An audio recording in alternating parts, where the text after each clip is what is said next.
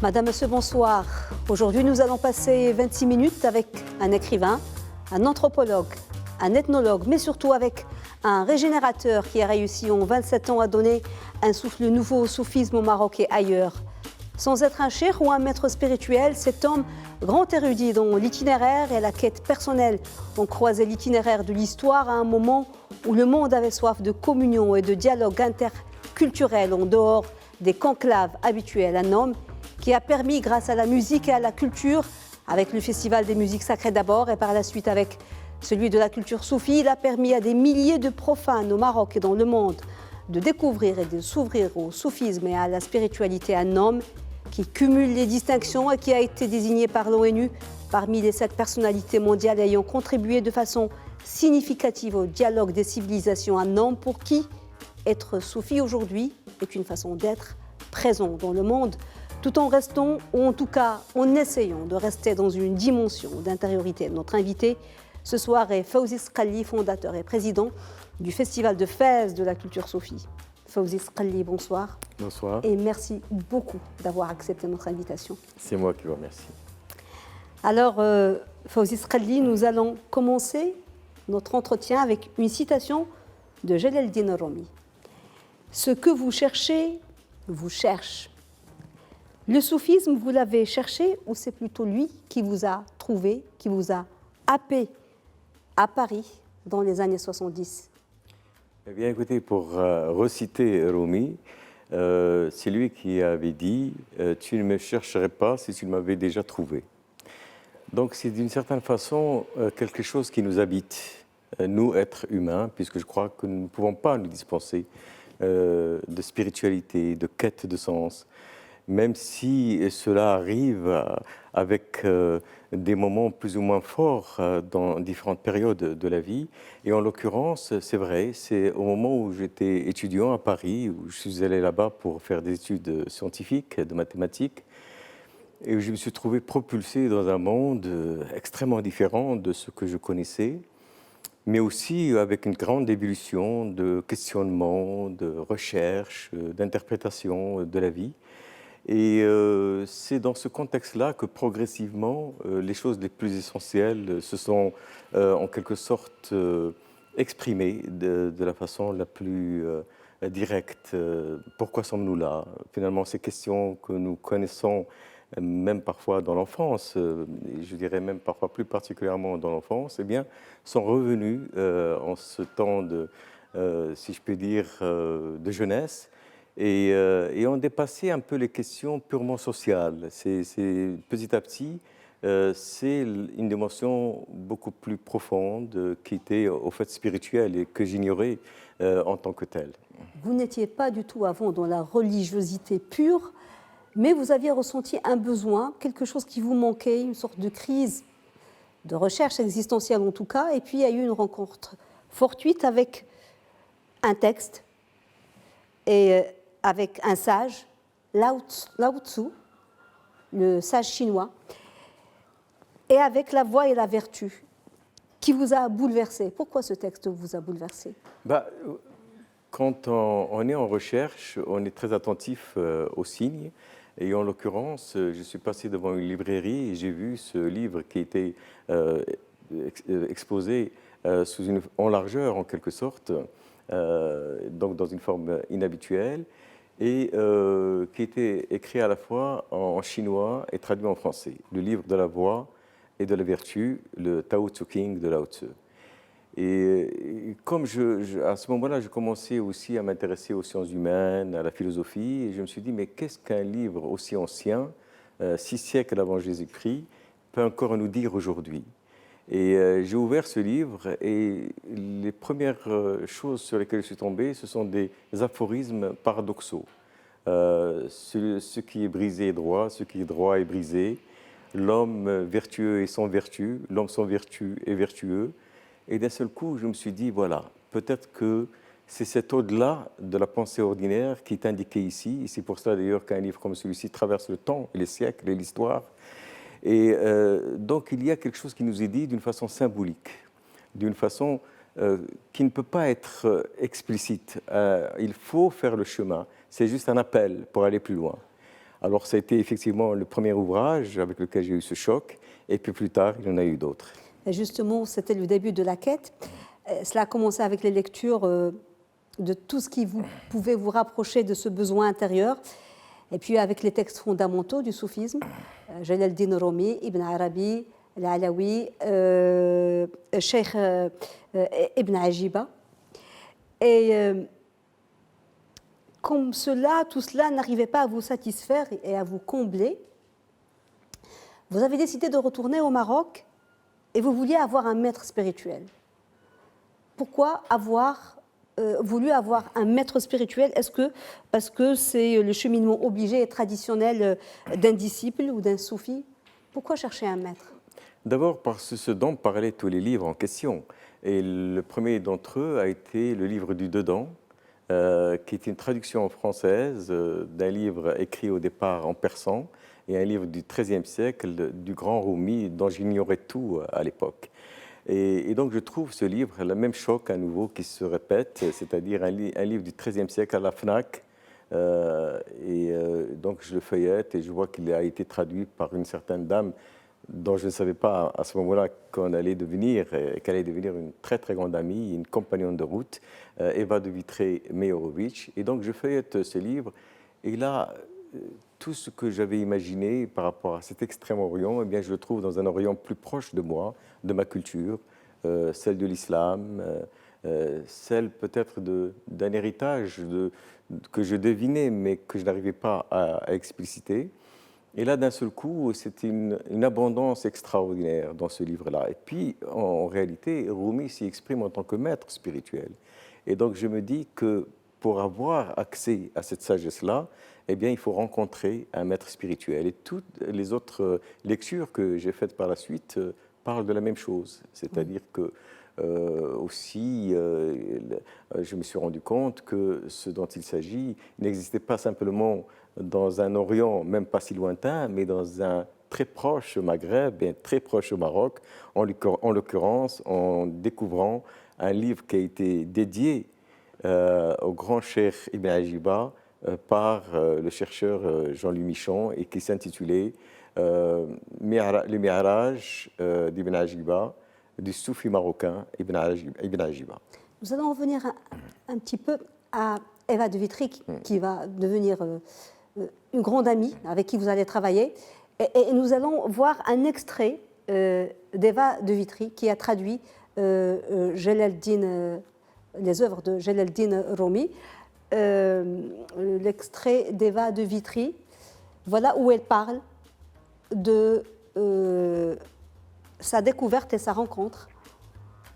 Quand j'ai découvert l'islam, il y a plus d'un quart de siècle, je l'ai découvert à travers des études. Je ne connaissais pas de musulmans. Je n'avais jamais mis les pieds dans un pays musulman. La première fois que je suis allée en terre d'islam, j'étais musulmane depuis 15 ans. Et donc, c'est vraiment, je crois, avec une conviction profonde que j'ai embrassé l'islam. Je n'aime pas le mot conversion.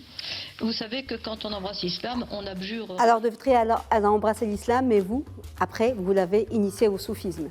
Oui, c'est une histoire un petit peu comme on en trouve dans beaucoup de récits soufis. Un peu, c'est que c'est ce que vous avez dit au départ. Je pensais que je cherchais alors que je suis cherché. C'est souvent comme cela.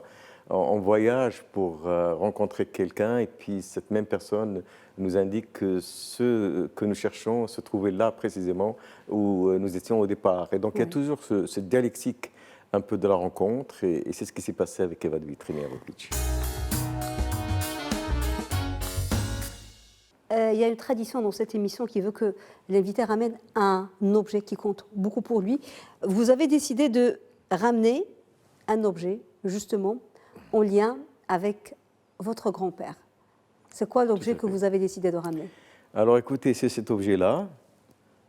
Il est très ancien. Il est en tout cas probablement hérité de mon grand-père par ses ancêtres.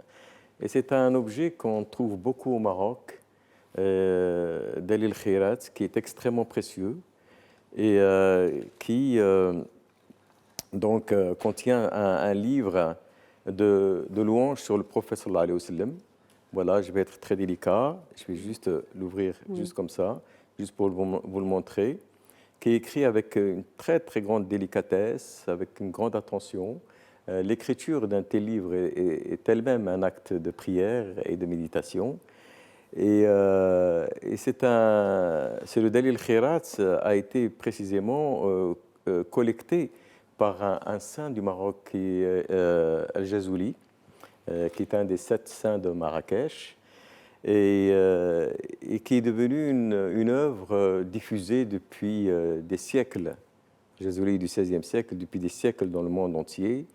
Et donc, sans cesse retranscrit, sans cesse utilisé comme un bréviaire, comme une œuvre de prière sur le prophète sallallahu alayhi wa sallam. Et qui est aussi très emblématique de la voie soufie, puisque cette façon d'aimer le prophète et de le considérer et de l'exalter est une spécificité de la voie soufie, précisément. Et donc tout cela, je n'en savais rien en réalité, jusqu'au jour où finalement ce livre a abouti chez moi, alors que pendant longtemps, il semblait que cette voie de la transmission était presque coupée, puisqu'on était dans un autre monde, vous savez, le monde occidental, le monde moderne. Mon grand-père pouvait penser que la transmission allait être difficile. Oui. Et puis un beau jour, on se rend compte que c'est possible. Alors, ce beau jour, quand il est arrivé, c'était après une rencontre, après la prémonition dont vous avez parlé. Vous avez fait un jour un songe, vous étiez rentré au Maroc, vous vouliez rencontrer un maître spirituel. Et vous l'avez rencontré. Au début, vous vouliez partir dans le sud, parce que traditionnellement, dans le sud, il y a des cheikhs, de grands oulémas. Mais après ce rêve, vous avez mis le cap sur l'oriental. Racontez-nous cette rencontre avec cette personne qui est toujours votre maître spirituel, même s'il est décédé. Absolument. Après avoir lu un certain nombre de livres, je me suis fait l'idée que des grandes confréries soufis devaient exister dans le sud du Maroc. Et donc j'avais décidé de faire ce voyage. Et puis quelqu'un me dit, quelqu'un de proche de ma famille me dit, viens me rejoindre à Casablanca et nous irons ensemble. Et une fois que je vais à Casablanca, eh bien, par une série de coïncidences entre guillemets, évidemment, puisque tout cela, finalement, rétrospectivement, on se rend compte que ce n'est pas vraiment un hasard. J'ai rencontré d'autres personnes qui m'ont proposé d'aller à la Zaouïa Qadriya Bouchichia de Casablanca. Et de là, avec une personne qui était déjà dans cette voie et qui était dans le cercle proche de ma famille, donc nous avons décidé de partir ensemble et de faire le voyage jusqu'à Madar, où se trouve la Zaouïa, pour rencontrer Sidi Hamza Al-Qadiri Bouchichi. Et là, cette photo est le cheikh actuel, qui est mon cheikh, qui est mon maître spirituel, Sidi Jamal Al-Qadiri Al-Bouchichi. Et là, j'ai eu, si vous voulez, le choc spirituel de ma vie, parce que je me suis rendu compte eh bien, que tout cela n'était pas que dans les livres. Ce n'était pas simplement l'histoire, mais c'était une histoire vivante. C'était une transmission possible. Le soufisme, tel qu'on l'a pu le lire, le découvrir chez Ibn Arabi, chez Rumi, eh bien, tout ça est vivant et il est possible de le recevoir. Il est possible de s'engager dans une voie de transformation spirituelle. Ça, c'est lors du festival de la culture soufie. Absolument.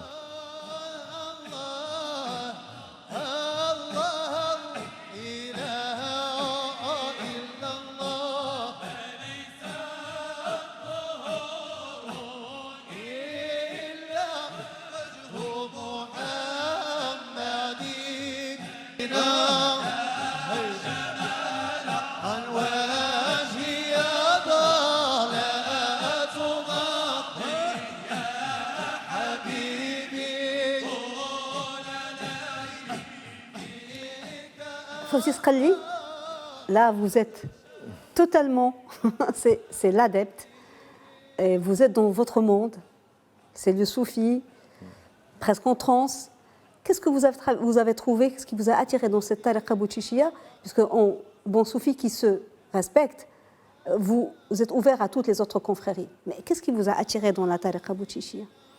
Bien, c'est ce soufisme percutant, vivant, direct, la présence du maître spirituel dont on parlait tout à l'heure.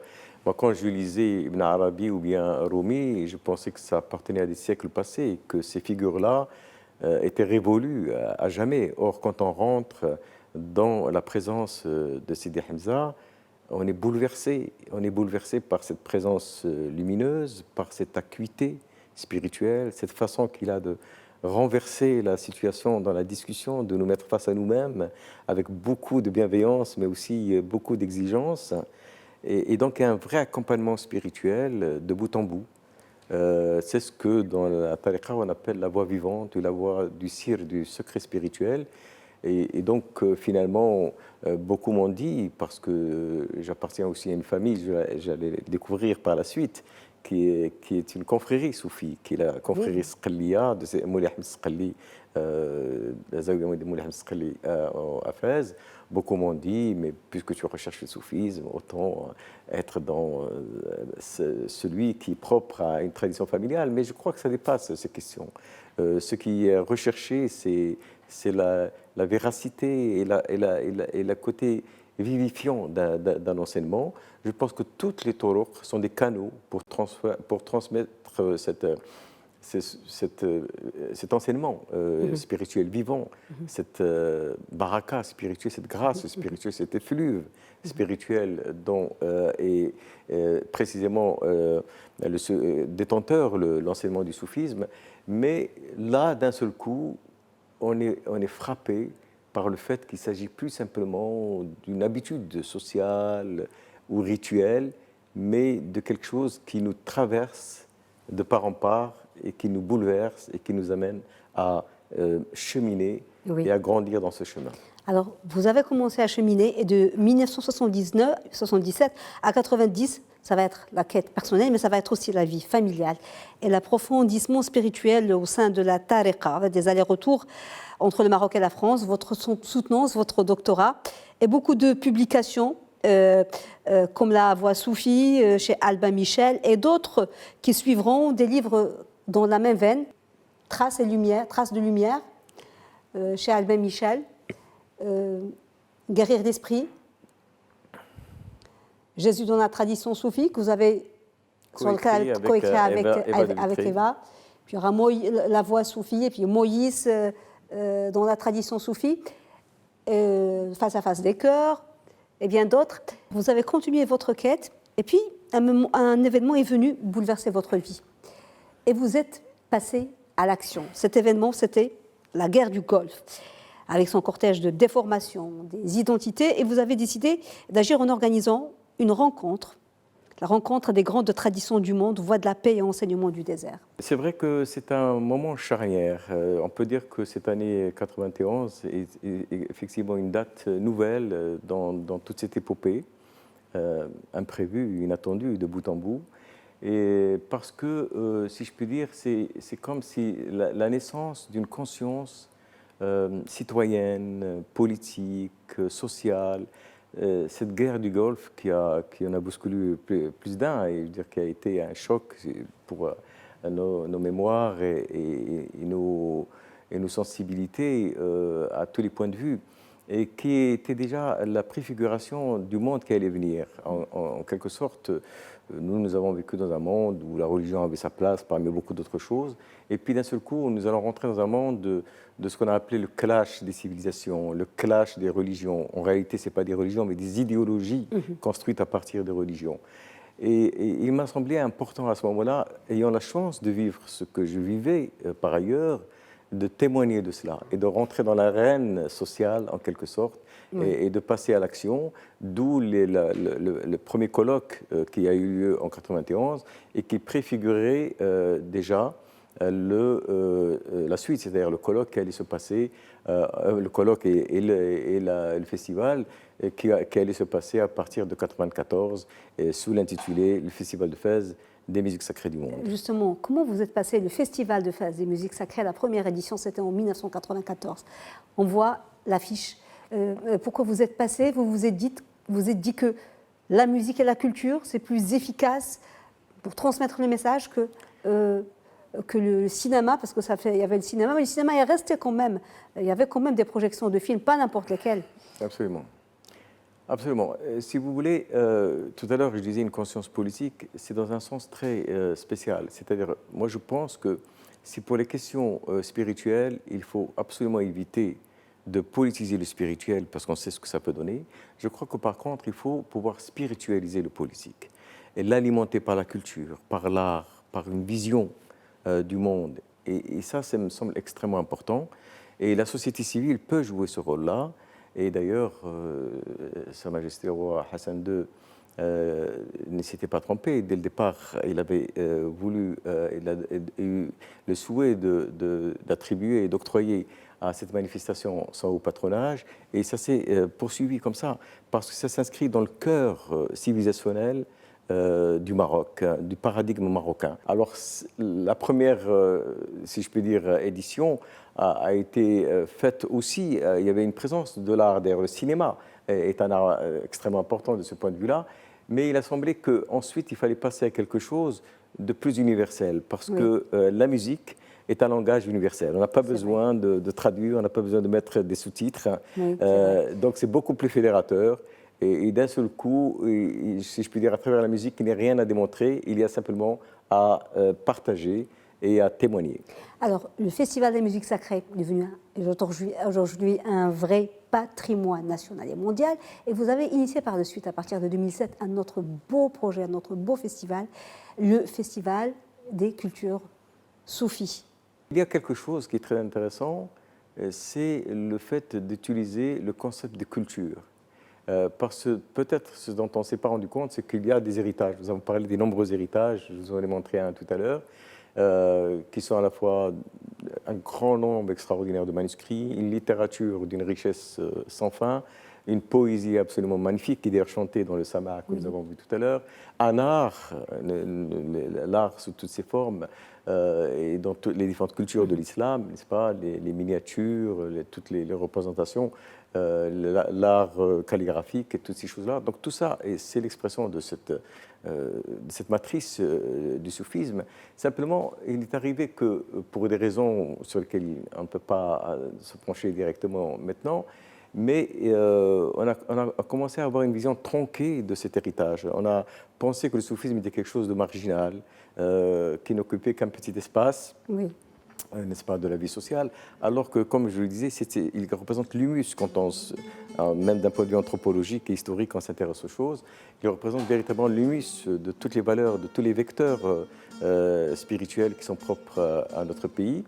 Et à partir de ce moment-là, la notion de culture allait être une notion transversale, c'est-à-dire c'est cette référence commune à l'ensemble des torouk, de toutes les confréries, à l'ensemble de ce patrimoine, à la fois littéraire, poétique, artistique, intellectuel.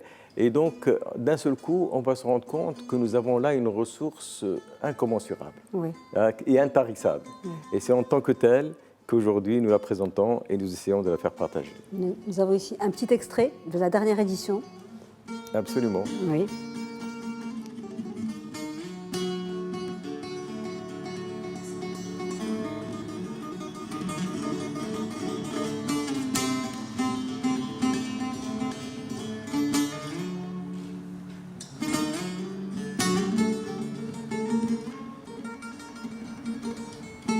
Alors, nous allons clore cet entretien. Nous allons le clore avec le chef-d'œuvre que vous avez choisi pour nous et nous allons le découvrir tout de suite. Hvad på færre? Det er din bror. Johannes? Nej, det er Anders. Andersen, og så er jeg nok igen kaldt mig Johannes. Ja, Det er nok bedre, at jeg går med. ja, det er nok. Johannes! Han er pindegal. Mikkel. Når han går C'est rundt og tror, Ordette. han er Jesus. Parlez-nous de ce film danois. Pourquoi vous l'avez choisi? Pourquoi c'est un chef-d'œuvre pour vous? Lorsque nous avons continué le festival en le focalisant sur la musique, le cinéma est resté quand même. Parce que, vous savez, si je peux faire un petit retour très très bref en arrière, on a vu que l'image pouvait être un objet de dénaturation extraordinaire. Ça a été un objet de guerre finalement dans la guerre du Golfe, n'est-ce pas, où finalement il suffit de présenter son adversaire ou son ennemi sous certaines formes d'images pour susciter toute une mobilisation. Mais j'avais toujours, et c'était l'objet de la première rencontre, la conviction, et ça c'est les chefs d'œuvre cinématographiques qui nous en parlent, que l'image aussi est une porte d'entrée quand elle sert l'art dans son sens le plus sublime, et une porte d'entrée dans l'âme humaine, qu'elle soit individuelle ou collective. Donc nous avons gardé un aspect cinématographique et nous avons cherché des œuvres qui représentent ce cinéma qui nous parle de l'épopée humaine, de la métaphysique, mais parfois en des termes très simples. Ordette, c'est le cas. Tout se passe dans un territoire extrêmement... Bon, c'est un film danois de Dreyer de 1955. Ordette, c'est le verbe ou la parole. C'est la parole. Et tout se passe dans un univers extrêmement restreint, extrêmement petit. C'est deux villages, des familles qui vivent dans leur territoire. Mais c'est l'histoire du monde qui se raconte à travers cela. Et c'est comme ça qu'on arrive à faire des chefs-d'œuvre absolument extraordinaires. Et je pense que c'est toute cette époque. Kurosawa, par exemple, le japonais, ou bien Ingmar Bergman, le 7e Sceau. C'est toute cette époque dont il faudrait peut-être se réinspirer aujourd'hui. Oui. Et puis Kiarostami, n'est-ce pas, l'Iranien, Abbas Kiarostami, et d'autres, Okosturuka, ou toutes ces personnes qui, je crois, ont donné au cinéma cette profondeur spirituelle et existentielle dont il nous faudrait peut-être retrouver le secret aujourd'hui. Nous allons finir sur ce chef-d'œuvre et peut-être donner envie aux gens de le découvrir et de redécouvrir ce cinéma qui a de la profondeur. Et nous vous remercions beaucoup, Monsieur Sralli, d'avoir été avec nous et de nous avoir permis de vous redécouvrir. Et nous vous remercions d'avoir partagé avec nous des choses précieuses pour vous. Merci beaucoup et à très bientôt, j'espère. C'est moi qui vous remercie, vraiment. Madame, Monsieur, merci de nous avoir suivis. À la semaine prochaine. Très belle suite des programmes sur Midi TV.